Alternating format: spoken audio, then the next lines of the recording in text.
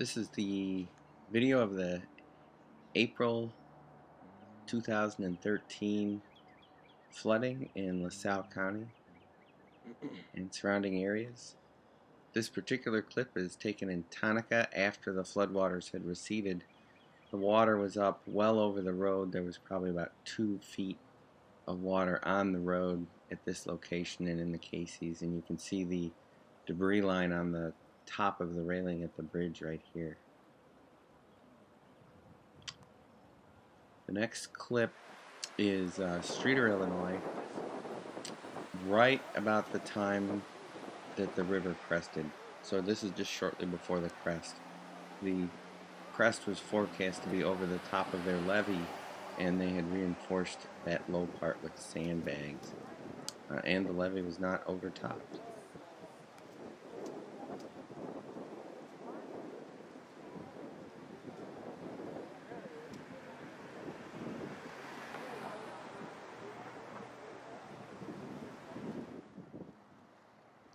This is video from the following day. This is when the river was cresting on Friday, April 19th at Ottawa. This is the Ottawa High School. That's the levee that protects the high school.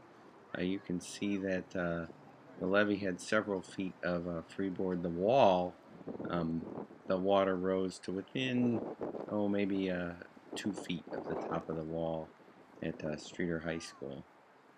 And at this point in time, the bridge that you're going to see was closed to traffic, and so folks that lived in the section of Ottawa near the high school in the background of this video were not able to leave or go home depending on which side of the bridge they were on. This was the only access to that portion of Ottawa.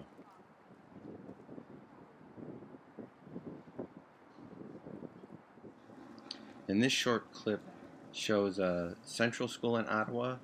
This grade school was flooded in 2008, and the local leaders, the mayor, local state representatives, and folks from Congress worked very hard to make sure that the resources that would have been available to fix the school were used to reconstruct the school elsewhere.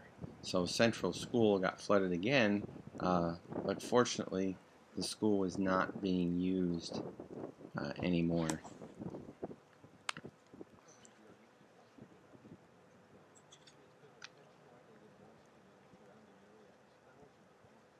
You can see the water's right in the front door. In fact, the flooding was a little bit higher than it was in 2008. So again, they were wise not to repair and reoccupy that school. This is a very short clip from Utica, Illinois. Again, the floodwaters were higher than they were in 2008. So a new record was set, and you can see all the businesses and homes that were flooded in this case. And that is Illinois Route 178 that is inundated and not passable.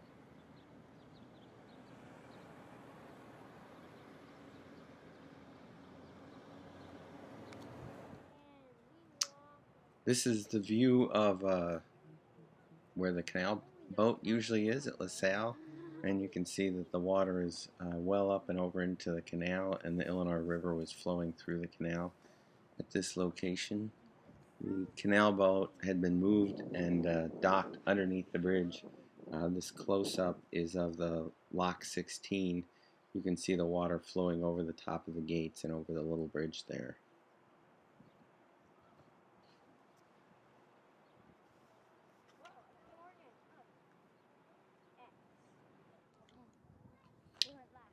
And that's looking east up the canal, and you can see that the river is coming into the canal and flowing down it.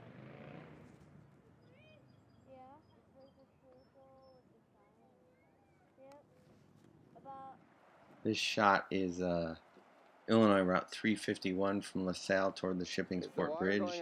You can see we're already past the crest of the flood. The water's dropped maybe 6 inches or so, and the water's flowing pretty rapidly over the road. You can see there are some standing waves right about the crest of the road.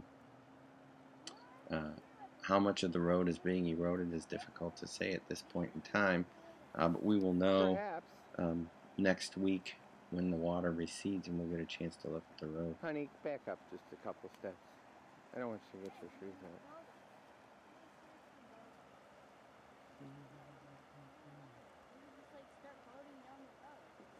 There was a van somewhere along the road, and there was a photo of a woman who had gotten out of the van.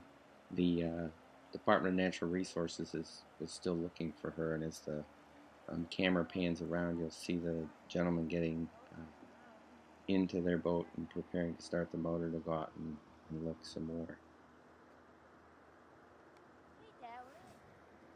You should go ask him. That's what those guys are doing. This is the below LaSalle's downtown. This is their sewage treatment plant. Funding after 2008, funding was accessed to build a flood wall, a higher flood wall around the sewage treatment plant, which got flooded in 2008. Flooding of sewage treatment plants is never a good thing, and so you can see that planning. This flood wall was just completed a few weeks ago, and just in time, and you can see it was very effective.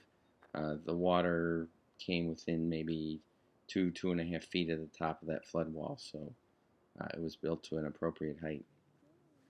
This is Water Street in Peru, near Peru's sewage treatment plant.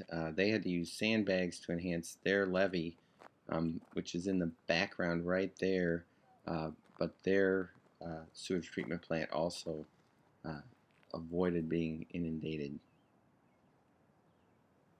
But you can see that bar was flooded. This is also Water Street in Peru. A little farther downstream, that's Mays Lumber. You can see, even though their building of their offices and showroom is elevated, it's not high enough, and it was flooded, so it looks like there's probably several inches to a foot of water inside there. Their storage yard is flooded. That brown stuff is mulch. And then as you look downstream, you can see Water Street is flooded. It's under several feet of water.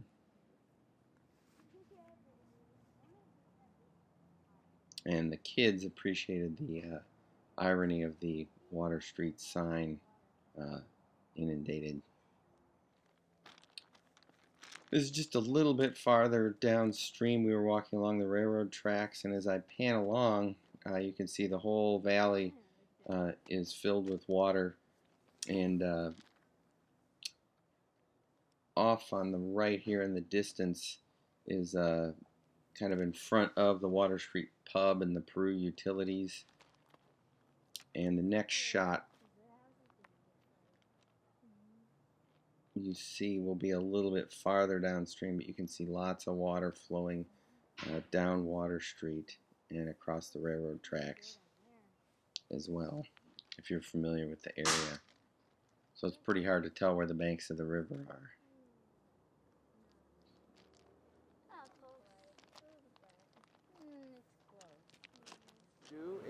And I took this shot because this is Peru Utilities, and you can see that they have built an effective flood wall, flood protection around their utilities.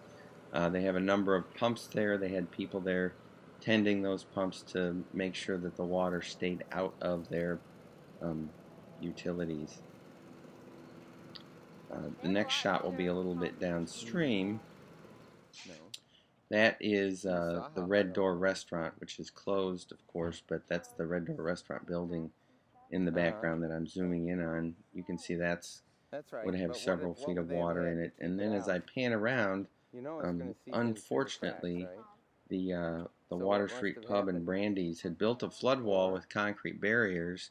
We're not sure why it failed. The height appears to be enough. It may be that the water seeping in behind the wall just came in too fast for them to be able to pump it out. So this is one of the risks, of course, of being down along the river. The benefit, of course, is the view, and this is one of my favorite places, but at least for now,